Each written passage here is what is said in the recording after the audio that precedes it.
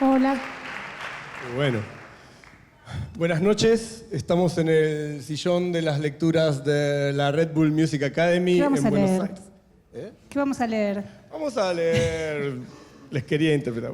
Estamos para compartir esta noche acá con ustedes, en este hermoso lugar, una charla, una conversación con una cantante, una compositora, una actriz, que desde aquí ha conquistado el mundo, quizás en silencio y en secreto. El aplauso es para Juana Molina, por favor. Estamos. Muchas gracias. Genial. Bueno, había pensado que podíamos empezar un poco hablando, sobre todo casi por el final, que va a ser el disco, pero no sé si ustedes vieron recién algo de las... No está más. No, por eso me asombró, pero bueno, Bueno, van a ver pronto. entonces podemos cambiar de idea. Cambiamos entonces. Te quería preguntar sobre las particularidades de la grabación de Halo, que digo, no lo grabaste donde habitualmente grabaste el resto de tus discos, ¿no? Sí, bueno, fue después de 1 año y medio de trabajar en casa, con muchos problemas técnicos y con Odín Schwartz, que me ayudaba a solucionar y a resolver muchos de los inconvenientes que se presentaban. Empezó la idea de parte suya de que fuéramos a grabar a un estudio. Dice, dale, Juana, déjate hinchar, vamos a un estudio. No, porque yo me gusta acá en casa. Dale, déjate hinchar, vamos a un estudio. Bueno, las cosas que se fueron poniendo... Eso es Odín, que se aplaude a sí mismo. Entonces, yo me negaba, me resistía un poco a la idea, porque yo estoy muy acostumbrada a trabajar en soledad y a entrar en una especie de a poco, ¿no? Me va costando, voy entrando en el tema de la composición de las canciones y de golpe entro en una especie de túnel en el que ya soy como una especie de guía y turista de lo que va pasando, ¿no? Entonces, eso no se podía dar, porque cada vez que yo entraba en ese túnel, algo se me rompía. Me decían, your computer has a problem, it crashed. Decía, basta, yo no podía hacer, vamos a un estudio. Bueno, la cosa es que al final un día, probando unos equipos de guitarra en el estudio de Eduardo Vergallo, que tocamos muy fuerte y no sé qué, yo dije, ¿ves? Estaría bueno poder tocar así. Entonces, Vergallo y Bodín a coro, dijeron, vamos a un estudio. Entonces ahí arreglamos, le pedí que llamara a Sonic Ranch, que era el lugar que él proponía. Dije, bueno, dale, llama a ver qué onda, a ver si se puede. Y medio que se pudo. Entonces decidí aventurarme en esa experiencia aterradora de grabar con otra gente al lado mío. Porque está bueno que le contemos acá a la gente, a nuestros amigos, que tu estudio está bastante, está en tu casa. Desprovisto y aislado, ¿no? Vos vivís en las afueras, como se dice, ¿no? Y tu estudio está realmente en el centro de tu casa, entre tus plantas. Sí. Era una experiencia distinta en ese sentido también. Bueno, acá estábamos en el medio de la naturaleza también, otra naturaleza, que era un desierto tórrido, la piel, el pelo, todo queda muy mal. Después de unos días ahí, es como que tenés que embadurnarte, soñás con bañaderas de aceite. Para que es cierto. Fuerte eso. Sí, por favor, que alguien me humecte. Pero más allá de eso, el estudio era impresionante porque además teníamos la ventaja de que de que era para nosotros, no es que de 8 a 14. Estaba libre, la puerta abierta, nos quedábamos las horas que queríamos y además había una variedad de instrumentos que nos ofrecían enorme, que no pudimos probar todos porque si no hubiéramos usado las 3 semanas de estudio en probar lo que había. Y medio nos armamos en los primeros días de los equipos que más nos gustaban elegimos las cosas con las que íbamos a trabajar. Y al principio me costó un poco, viste, que estaban los asistentes mirando el teléfono o no sé qué. Yo decía, ¿por qué tiene que haber alguien mientras yo veo si se me ocurre algo? Y entonces, bueno, al final me pude abstraer y empecé a entrar en el modo estudio, que es completamente distinto. Y si bien no llegué a la... Pasó otra cosa, ¿no? En vez de ir en lo profundo de las ideas que aparecían, me fui a lo ancho. Okay. Y porque apareció un abanico de ideas nuevas, las que no profundicé, pero sí pude acumular muchas tímbricas, sonidos nuevos, ideas que aparecían. Grabamos. A veces grabábamos, qué sé yo, un tema 40 minutos. Entonces después, para editar era medio difícil porque te tenías que poner a editar no sé cuántos tracks, 40 minutos, para después resolver. Fue una experiencia distinta, pero yo estoy muy contenta de haber ido, así que agradezco que se les haya ocurrido eso. Y que hayan insistido, ¿no? También en llevarte. Sí. Y el proceso del estudio, precedido por el proceso de composición, el que es habitual en tu casa, también tiene así como jornadas extensas. ¿En qué horario te encontrás trabajando mejor? ¿En casa o en el estudio ese? En casa.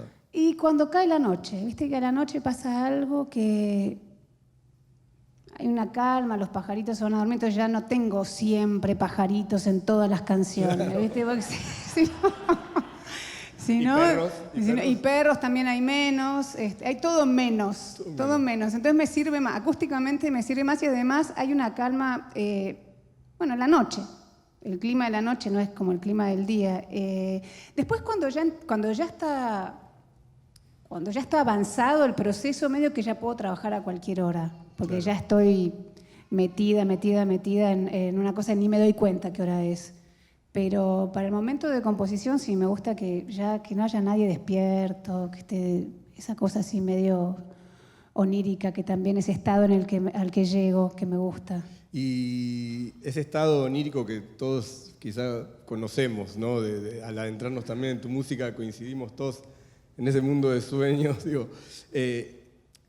¿cómo es estar en el estudio con esa sensación que trabajaste antes en las canciones? ¿Es como soñar despierto? ¿Es algo mucho más mecánico? Siempre trato de describirlo de una manera diferente y llego medio a la misma idea. Y es que cuando empiezo, está esto acá, con este botón que dice play, pausa, tempo, on, off, 0, 3, 43, 25, el fader, la pantalla, el vaso, la cosa, qué sé yo. A medida que me voy adentrando, de golpe como... y paso como Alicia del otro lado del estudio y aparece lo abstracto de la música, el mundo música solamente, donde ya, aunque yo estoy tocando y estoy en contacto con todos esos equipos, desaparecen. Y aparecen las imágenes, siempre es como un medio oscuro el lugar, es como unas tinieblas, yo veo, y veo unos dibujitos, ¿no? Como acá, y mientras voy tocando, esos dibujitos van sucediendo y los sigo. Por eso te decía lo de guía y turista a la vez, porque yo estoy tocándolo yo, pero yo siento que lo estoy siguiendo al sonido, que estoy medio obedeciendo lo que el sonido me dice que hacer con él. Por eso lo de Sonic Ranch fue tan bueno, porque aparecieron texturas que jamás habrían aparecido si no hubiéramos estado ahí. Entonces, con instrumentos nuevos, ideas nuevas, arreglos nuevos, disco nuevo, todo distinto. Bien. ¿Y hay alguno de esos instrumentos que aparecieron y que te quedaste tan encantada que fue uno que casi te lo querías traer o algo? Sí, el error que siempre cometo, de querer algo y no hacerlo. Es un clásico. Yo quería un Moog Prodigy, que realmente era y nació este amor.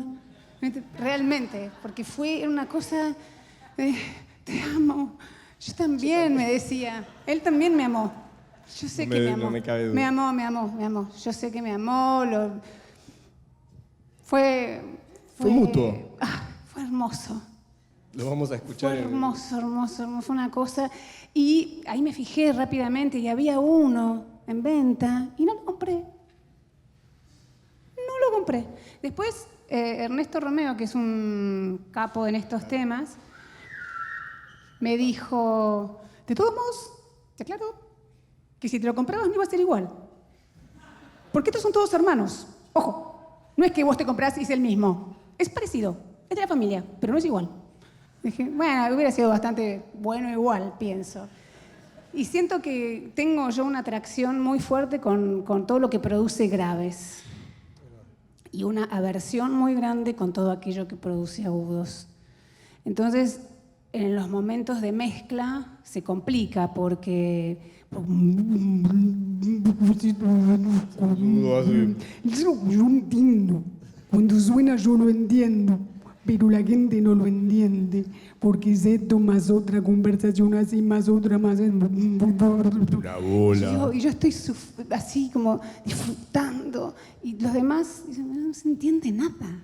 Bueno, no se entiende nada, y me ponen medio, me ponen agudos, qué sé yo, y tengo que transar un poco, porque tienen razón, al final. Excelente. Me imagino, y es difícil terciar en ese... ¿Terciar? Digo, como bueno, una postura distinta, digo, ¿quién equipara ahí? ¿Godín? ¿Quién? Digo, con lo que... No, es una pelea eterna, y yo creo que cuando yo no veo, hacen así y suben un botón un poquito, y yo, che, ¿le subiste los medios? Un pelito, bájaselo. Y después todo el tiempo, así como, che, mirá, tú. Y me suben un poquito ahí los medios. No, pero necesita empuje, déjalo, porque después prefiero que le falte a que le sobre. Te dicen... No, yo prefiero. Los preferís. Prefiero que le falte y no que le sobre. Algo de lo que dudo. Ahí va. Finalmente, llega el momento, última mezcla. ¿Cómo es ese momento? Después de terminar este disco, tomé la decisión, que no sé si va a poder ser cumplida, de que la próxima vez que haga otro, lo voy a dejar un mes por lo menos, ahí, macerando. Y después lo voy a oír fresca. Y ahí te das cuenta de todo. Después de trabajar mucho, a veces te quedás enroscado con un sonido que no sé qué, no sé cuánto, y después y perdés medio la perspectiva general de todo, ¿no? Son detalles, pero detalles que me gustaría resolver con la cabeza en frío, porque nosotros paramos, por ejemplo, Eduardo dice, bueno, paremos una horita, vamos a comer, vamos a descansar las orejas, pero estás con la cabeza, una horita no alcanza, hay que parar un tiempo largo. ¿Cuál sería la situación ideal para escuchar un disco como Halo? ¿Auriculares? Auriculares. Buenos auriculares, con un buen equipo, más o menos. Porque ahí yo trabajo mucho con auriculares. Sobre todo cuando quiero tener un volumen que me dé cuenta de lo que está pasando y que, bueno, por ahí en mi casa no suena tan bien. Es verdad que ahora usamos menos auriculares, porque estábamos en el estudio que sonaba todo bárbaro, entonces no hacía falta. Pero tenés que estar en un lugar muy seco, vidrio, vidrio, vidrio, vidrio, vidrio, vidrio, vidrio, vidrio, y entonces ahí medio que tenés una idea Sí, más cercana. sí, más, no me sale la palabra. La soplan desde allá. No, sí, pero no se oye. Ok, como ese sería, ya saben, buenos auriculares, ese sería una de las... Yo quería hacer esta escucha con auriculares, pero era un poco complicado. somos unos cuantos. Era un poco complicado porque aparte quería que todo el mundo tuviera unos buenos auriculares y después me imaginé, ¿dónde los enchufan? Debe existir. Sí, yo creo que si lo planeas bien, con mucho tiempo y mucha guita, La próxima. Ya saben qué vamos a hacer después de algo. No, porque yo pensé, dije, le decimos a todo el mundo que traiga sus auriculares, pero por ahí tienen unos auriculares de teléfono que no hay graves, justamente. Ahora hay hasta inalámbricos, ¿no? Creo como... Bueno, la próxima lo hacemos con inalámbricos. Hecho. Y yo les voy manejando así, les voy Tirando los amasando temas. la mezcla. Hablando de discografía, en algún momento dijiste que Segundo, de 2001, el disco de 2001. 2000. Estas Wikipedias, no sé para qué. Wikipedia dice 2003. Es una chantada. Lo que pasa es que 2003 es la edición inglesa. Ahí va, eso. Y nunca pusieron copyright 2000. Entonces, por eso después tengo que sufrir las consecuencias de las cosas que se dicen. Hay que ir a las fuentes. Siempre hay que ir a las fuentes. Bien, entonces, ¿de qué año es Segundo? Segundo se grabó en el 98-99 y salió en el 2000. Bien, y ese proceso de grabarlo durante 2 años fue como el que vos en algún momento dijiste que era como, fue el camino, que desde ahí se te abrió el camino de lo que vos querías hacer realmente con la música. Sí, tal cual. Porque me pasaba eso que conté al principio, ¿no? Que yo entraba en un mundo... Primero que yo no sabía que estaba haciendo un disco cuando hice Segundo, estaba haciendo un demo. Todavía era la época en que existía el demo antes del disco. Creo que algunos todavía hacen demos. Pero trabajé mucho en cada cosa. Y en un momento dije, ¿cómo voy a hacer para repetir todo esto y que tenga la onda que tiene acá? Ya, este es el disco. Y ahí me empecé a desesperar porque había cosas muy mal grabadas, pésimamente grabadas. Yo no tenía ni idea de cómo se grababa. Todo con un volumen así, con los soplidos, una porquería todo. Y muchas cosas las grabé de nuevo. Y era una heladera. No pasaba nada. Y entonces preferí dejar todo mal grabado. Yo no sabía que existían los ecualizadores en aquel entonces, que es como bastante importante en una grabación. Pero el proceso era ese, eras vos en tu casa. El proceso fue micrófono rec, instrumento rec. No, en mi casa todo rec y grabó, listo. Y así seguía yo, ¿viste? Y como ahí mi hija era muy chiquita, ahí sí que me pasaba eso de trabajar de noche, porque yo no podía trabajar, era imposible cuando ella estaba despierta. Entonces me quedaba trabajando hasta altas horas de la madrugada y me pasaba que me quedaba medio dormida grabando algunos teclados. No, más, pero es verdad, no lo digo para hacerme la canchera o tener alguna anécdota. Me daba cuenta que me iba quedando dormida y seguía grabando, y al día siguiente escuchaba y decía, porque ahí no solamente al quedarme dormida, me quedaba dormida yo. Entonces pasaba lo que tenía que pasar y no había ningún dedo diciéndome, eso que estás haciendo es una porquería. ¿Eso vas a hacer? Ah, no, pero porque ese sensor, ese jurado de sensores, una corona de sensores que me lleva por esta vida, diciendo lo que tengo que hacer y lo que no tengo que hacer, todo eso se quedaban fritos. Entonces aparecían cosas que al día siguiente cuando las oía decía, ¿cómo pasó esto? ¿Cómo pasó esto? Otra vez la ensoñación, ¿no? Como trabajar en algún nivel Sí, esa cosa de... Ahí es donde te digo que yo tocaba medio como obedeciendo. Ahí pasaban a mandar los instrumentos, los sonidos que me llevaban. Me acuerdo que en segundo está lleno de cosas. Hay mucho pitch bend. Mucho pitch bend. Pitch bend al loco. Entonces tú...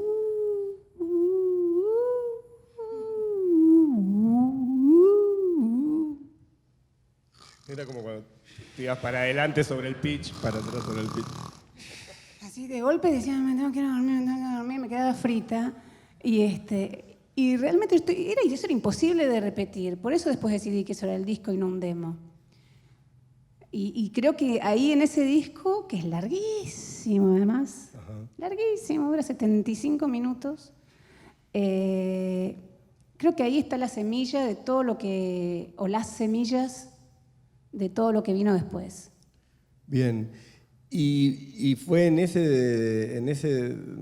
desarrollo entre sueños y cabeceadas que encontraste también el seteo para grabar y tal. Digo, hoy perdóname, porque hoy es bastante común ver un live con una pedalera, con una lupera. No, la lupera no existía todavía en ese entonces. No existía en el mundo la lupera en ese entonces. ¿Es verdad? Es verdad. Existían los delays, existían muchas cosas, pero yo iba, cuando tuve que empezar a tocar los discos en vivo, o segundo en vivo, y tres cosas, porque yo empecé a tocar más en serio a partir de tres cosas, que es de 2002. Entonces ahí, para armarme el set, tenía dos opciones. O disparar una pista, que me parecía un plomo, que ya había probado, y al tercer show me quería matar, porque estaba yo, ¿dejé la heladera abierta? Me parece que... Uy, me olvidé de llamar a Camila, no te lo puedo creer. Bueno, cuando llego a casa la llamo. Y mientras como una cosa automática, una por nada, muerte. Y entonces, después empecé a usar secuencias del teclado que me ofrecía esa posibilidad de secuenciar algunas bases. Entonces, bueno, secuenciaba unas cosas, pero me pasaba lo mismo. Y un día se me rompió todo. Porque a mí se me rompe todo en general. Justo media horita antes del show. Y empecé en la prueba de sonido a ver este tema cómo queda sin la secuencia. Se banca. Voy a ver este. Bueno, más o menos. Igual eran los shows con 12 personas. No era que había 10.000 multitudes. Así, y yo salía, fallar. A ver, ¿estará bien así? No. Era todo acorde con mi inexperiencia. Claro. Y entonces, otra de las opciones era, aparte de esa que no iba a andar, era alquilar, iba a decir, contratar una serie de músicos que tocaran todo el tiempo lo mismo, y yo pensaba,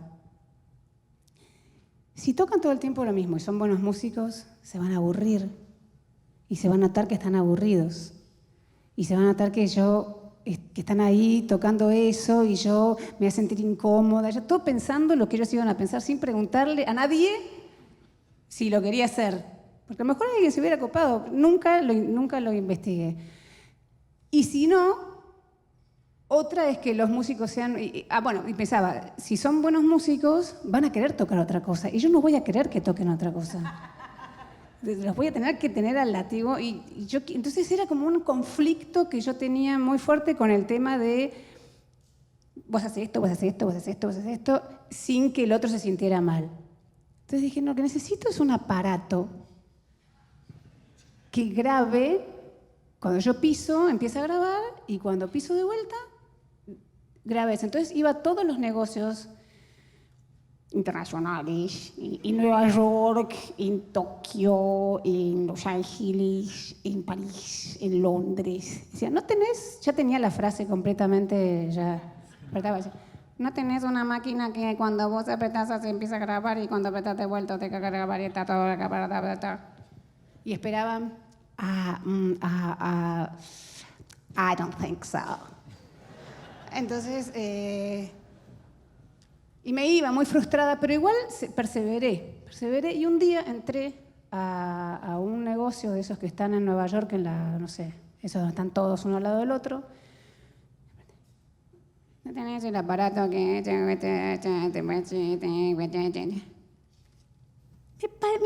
de entrar un pedal que me parece que hace esto que vos decís. Me parece. Yo ya ahí... No puedo creerlo. A ver, lo probamos... Sí, con un micrófono, me enchufó así directamente un micrófono al aparato. Y dice, a ver, probá. Dice, no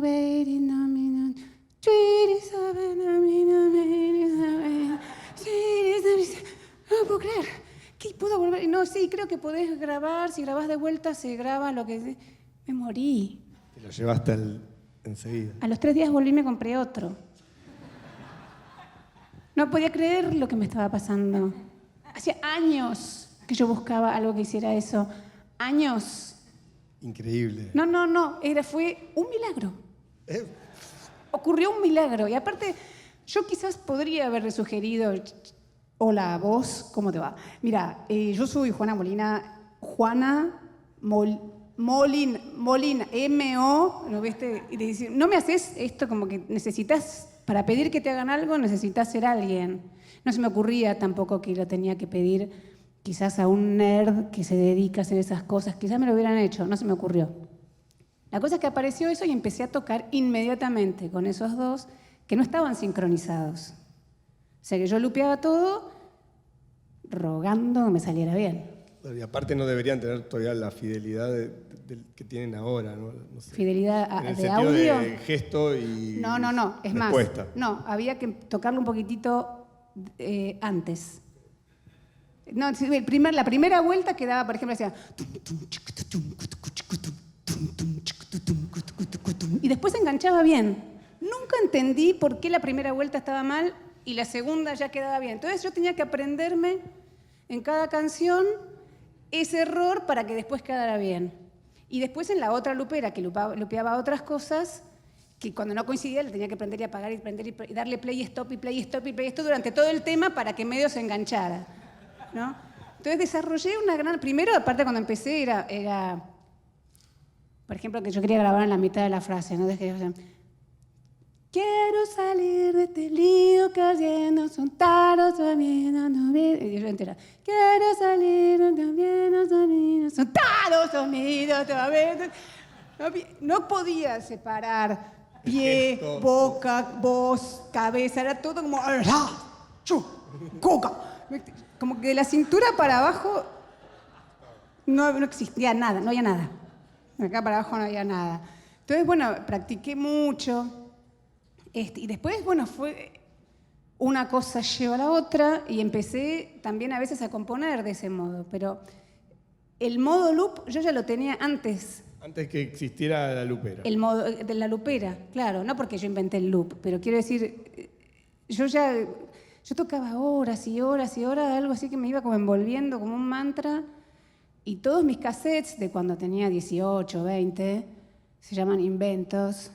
Inventos 1, Invento 2, Invento 3, Invento 4 y así. Cassette de 90. Cassette de 90, 45 minutos de lo mismo. De una guitarra haciendo tum tum tirururum tarum tum tum tum tum tum tirururum tarum tum tum tum tum tum. Y yo quedaba como muy colgada en eso y tenía miedo de perderme algo esencial. Entonces lo grababa hasta que ¡plac! Saltaba el cassette y se me terminaba y luego lo el escuchabas, invento. a ver qué... Después lo escuchaba, después accedí a una portaestudio de 4 canales, que también los temas duraban 45 minutos. Porque no eran temas, eran como inventos. Eran inventos. Volumen 1. O inventos volumen 1, 2, 3, 4, sí. Y de ahí saqué, iba a decir otra cosa y me fui por las ramas, pero no importa. De todos esos inventos saqué los temas de Rara. Claro. Y los inventos, los cassettes de inventos, se parecen mucho más a los discos que hice después que a Rara. Porque Rara intervino un productor. Claro, y yo era muy insegura, yo no sabía bien cómo yo pensaba que había que alguien me tenía que decir cómo hacer un disco. Alguien me tenía que decir, un disco se hace así. Y yo, ok. Entonces iba y hacía el disco como me decían que lo hiciera. Pero después, si bien el disco suena increíble, está todo bárbaro. Digamos que el productor de Rara fue Gustavo Santaolalla, que cuando se enteró que Juana estaba queriendo hacer un disco... No, yo le mandé un demo, porque a mí me gustaba mucho un disco suyo que se llamaba Santaolalla, justamente. Ando rodando. No sé, era como rock, nada que ver con lo que yo hago, pero me encantaba, me parecía que era un disco que tenía un power y una cosa muy auténtica que me gustaba. Y cuando me enteré que estaba acá, dije, ¡ay, lo quiero conocer! Y le di 3 temas. Y él quiso producir el disco. Y me dijo, lo primero que tenés que hacer es formarte una banda. Y dije, pero yo no tengo banda. Y como que, bueno, medio me llevó a lo que estaba de moda en ese momento, que era como el rock alternativo. Y está bueno el disco, pero no tiene ese mundo interior que tienen los demás, ¿no? Perfecto. Ahí cuando hablabas de los loops, rebobina ahí sobre la cuestión, algo que leí que me gustó, que te referís al loop como una rueda, porque sí. que no quiere decir obviamente rueda, pero me gustó porque una rueda va hacia algún lugar. Claro, no, yo decía que la diferencia, eso era una vez que hablé porque a veces se habla del loop como una cosa de repetición, y para mí una repetición en un loop sería una rueda que gira en falso y que pasa todo el tiempo por el mismo lugar. Y a mí lo que me gusta es cuando el loop ese, que es una rueda, se apoya en un camino y avanza. Entonces, la rueda avanza haciendo lo mismo, pero el paisaje va cambiando. Y eso modifica a la rueda. Modifica. Entonces, estás con un loop, pero encima van pasando otras cosas y vas como subida a un caballito y vas descubriendo mundos que suceden alrededor, rodando con esa rueda que te lleva. Ese viaje del cual sos guía. Sí, exacto. Sí, sí. Ahí puede ser un momento para que nos cuentes sobre influencias, sobre algunas influencias, que también tenés tu teoría sobre las influencias, sí. ¿No? Sí. Juana creció en una casa muy musical, no solo porque su padre, tu papá, es Horacio Molina, un reconocido cantor de tango, reconocido sería ahora, en su momento... Digo, sí. Y tu mamá, Chunchuna Villafañe, una actriz, pero que también es harto melómana, así como... Muy, muy melómana, aún hoy. Y te ponía canciones de cuando eras chica. Y ellos ponían música el día entero. Todo el día había un disco puesto. Entonces había mucho jazz, mucha bossa nova, bastante, pero menos que el resto, música clásica. Algunas cosas se repetían mucho. Y... ¿qué otras cosas había? Bueno, los discos de los Beatles los compraban ellos, por supuesto. Y con los Beatles me pasó algo muy curioso, porque nuestro primer disco de los Beatles fue Abbey Road. No, perdón. Abbey Road no. No, Sgt. Pepper. Sgt. Pepper. Entonces, bueno, yo escuchaba Sgt. Pepper, después, no sé el orden, acá falta un par de expertos en Beatles. Yo conocía muy bien esos discos y después iba a lo de mis primas y de golpe veía, no sé, Help. Y yo decía, ¡uy! Otro disco de los Beatles. Y ponía... Se fueron para abajo los Beatles. Como pensaba que eso era lo que habían hecho después. Y decía, no está bueno lo que están haciendo ahora, chicos. Sorry. Y después mucho, y nadie me decía, porque viste, uno es chico y no está preguntando, diciendo, este disco, ay no, mirá, George Martin, teníamos, no sé, 9 años, 8 años con mis primas, y ellas tenían toda la colección de los Beatles. Y yo todas esas canciones las conozco mucho, pero nunca tuve esos discos. Ni Help, ni Rubber Soul, ni que Rubber Soul está bueno, ni... Disco Blanco sí, ¿es antes el Disco Blanco de Sgt. Pepper? No. Es anterior. ¿Es anterior? No, es posterior. Son peor que Wikipedia, estás diciendo cualquier No, cosa. por eso. Es posterior. Entonces, claro, yo tenía Sgt. Pepper, el disco blanco, bueno, el submarino amarillo, Abbey Road. Revolver no lo teníamos. No, es el mejor. No lo teníamos. No teníamos.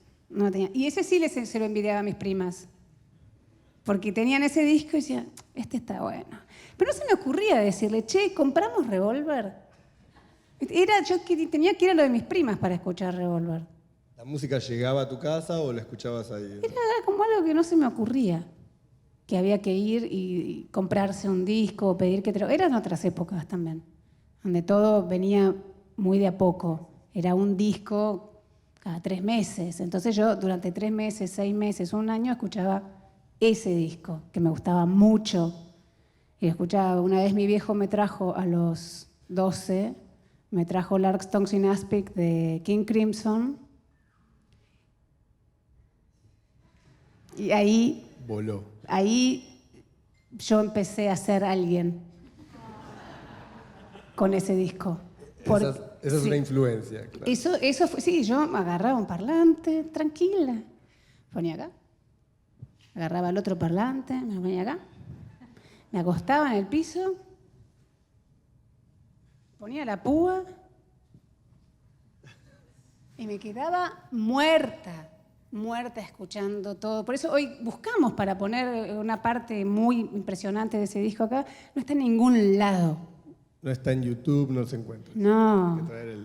Se encanutaron todo. No hay nada en ningún lado. No está online ese disco. No. Pero había una parte que es una anécdota que siempre cuento, porque me parece muy increíble con el tema de la mezcla y la percepción y lo que uno siente. Había una parte de un tema que empezaba con unas guitarras y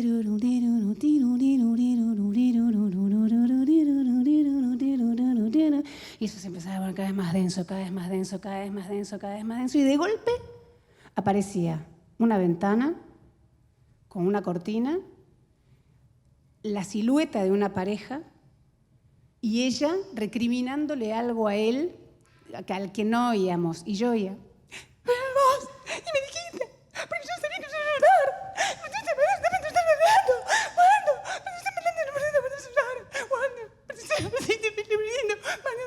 Siempre, en esa parte venía esa señora con todos esos problemas.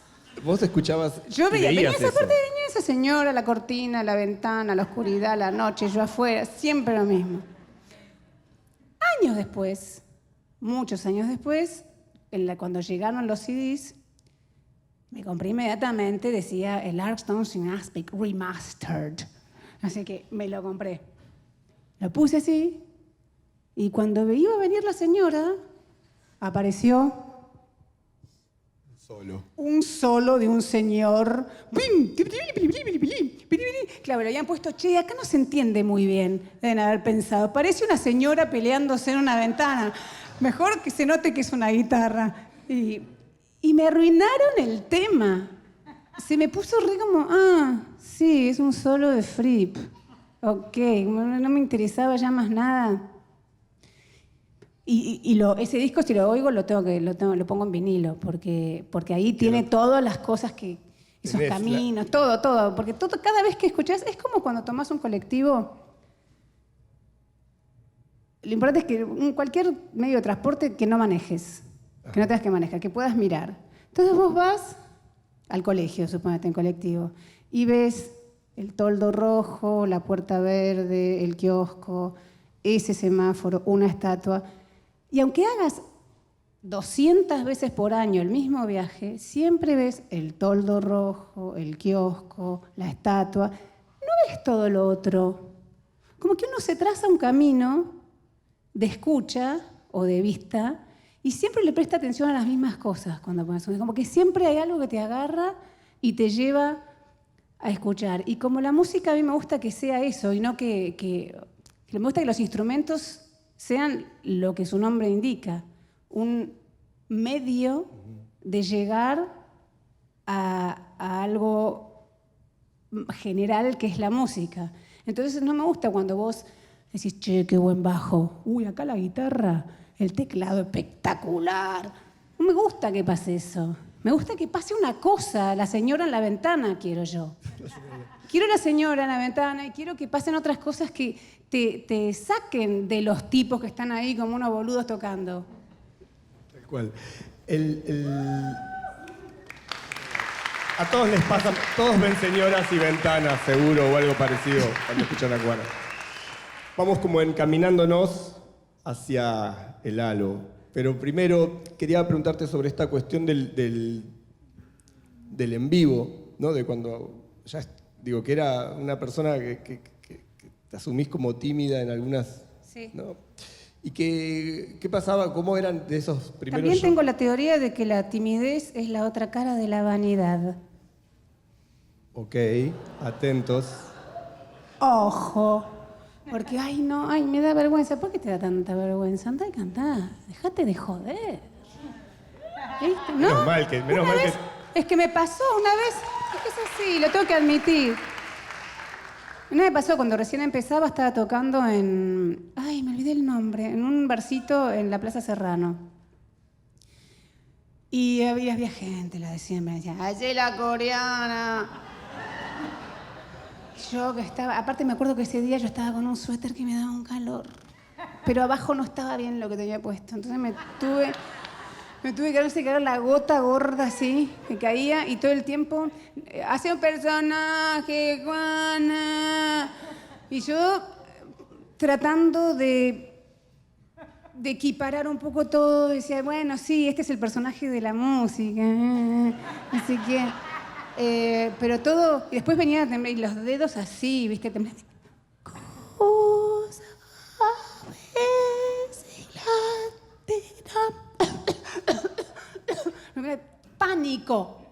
Y un pibe que estaba sentado en la primera fila, así. Digo, canta, Juana.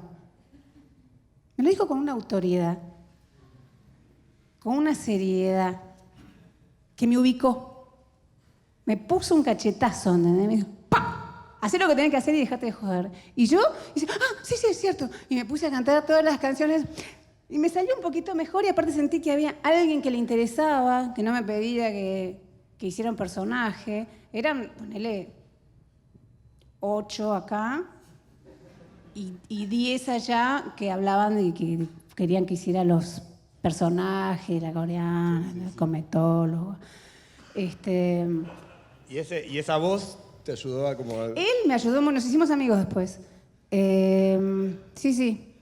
Y son pequeños bifes que te van dando, que te ubican. Hay que ubicarte, a la gente hay que ubicarla cuando se ubica. Sí. Y después otra vez me pasó tocando en Chicago, que salí al escenario y fue como si saliera un chico a acomodar un cable. Lo mismo, igual. Yo estaba abriendo para un grupo, o sea, estaba repleto el lugar, pero no por mí. Estaba abriendo, que yo salgo y veo que no hay indignada. Digo, yo me voy, yo de acá me voy, se van todos a cagar. ¿Qué es esto? ¿Qué sé yo? Y en vez de irme, dice, track, y yo empezaba con Martín Fierro en ese momento. Y como era un teclado, era una cosa más distante, los deditos tiemblan menos, en el teclado te apoyás en las teclas. Entonces medio que te da una seguridad. Y empecé, y me metí en ese viaje de tocar y desapareció el mundo y me salió buenísimo el show.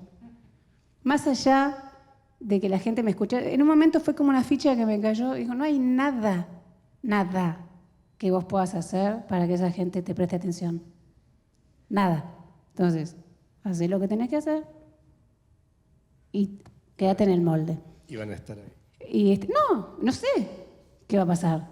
Pero después de unos temas empezó a haber como una tensión, pero lo más importante es lo otro, que yo pude salirme de esa cosa, esa mochila permanente, y estar todo el tiempo pensando lo que el otro va a pensar, como ese chiste del cricket, ¿no? No sé si seguro que nadie lo conoce, o muchos, el del gato, ¿no? Pero es que tengo que decir una mala palabra al final. Es muy largo el chiste, pero lo resumo. Ustedes después cuando lo cuentan bien. Es un tipo que se queda en el auto, en el medio del campo. No empiecen, ese, porque ahora voy a contar. Se queda en el medio de la noche, en el medio de la pampa, nada, la nada misma, se le pincha una rueda. Dice, la reputa madre, no te la puedo creer, ¿y ahora qué hago? No sé qué, se baja del auto, empieza a mirar, mira, y allá, lejos, ve una lucecita. ¿Será la casa de alguien? Ah, bueno, yo voy para ahí. Uy, mira si justo están durmiendo. No, porque capaz que a lo mejor están, no sé, tienen un problema, o está la luz prendida pero ellos están durmiendo, o está la luz prendida y a lo mejor están haciendo otra cosa y yo los vengo a interrumpir para pedirle que me den un gato para levantar el auto a esta hora de la mañana. Bueno, pero lo necesito, pero me voy a quedar acá toda la noche. Y sigue caminando, y lucubrando y imaginándose lo que le va a pasar y no, y capaz que llegan, a lo mejor están durmiendo, se están besando y yo vengo a interrumpir una cosa romántica, me van a odiar y va pensando, mientras al final se acerca y cuando toca la puerta le abre un señor y dice, hola, buenas noches, ¿qué desea? ¿Sabes qué? El gato, métetelo en el culo. Eso era, como... Casi que nos tenemos que... Espera, es muy largo para que Ahí está. sirva. Nos vamos a dejar con la música de la gente, ¿cierto? Estamos como redondeando. ¿Están haciendo así? Vi una luz pasar por allá, creo que era una luz buena, no una luz mala. Se hace mucho eso en la tele. Sí, parecido, vos sabés. Yo vi una luz pasar. Juana Molina con nosotros, próximamente va a presentar Halo el 17 de mayo en Niceto Club, pero ustedes lo van a escuchar antes, ¿cierto? Sí, no van a escuchar el disco entero. Son insaciables. Los estafé. No, porque es muy largo. Pero vamos a ver un video. ¿Sí? Primero, vamos a hacer así. No, porque les voy a mostrar un video que quizás algunos ya vieron, que es para mí divino. Pero no lo van a ver en YouTube, lo van a ver... No, lo van a ver acá, en esta pantalla hermosa. Vamos a ver si podemos verlo bien.